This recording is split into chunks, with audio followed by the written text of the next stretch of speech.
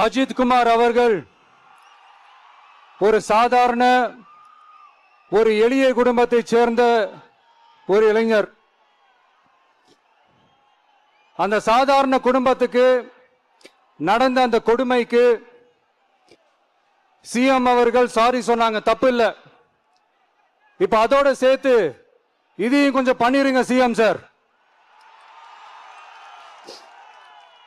உங்களுடைய ஆட்சி காலத்துல இதே மாதிரி போலீஸ் விசாரணையில 24 பேர் இறந்து போயிருக்கிறாங்க.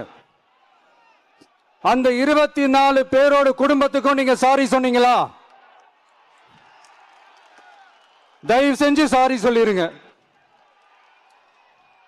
அஜித் குமார் அவர்கள் குடும்பத்துக்கு நீங்க கொடுத்த நிவாரணம் மாதிரி இந்த 24 பேர் குடும்பத்துக்கும் நீங்க நிவாரணம் கொடுத்தீங்களா? தயவு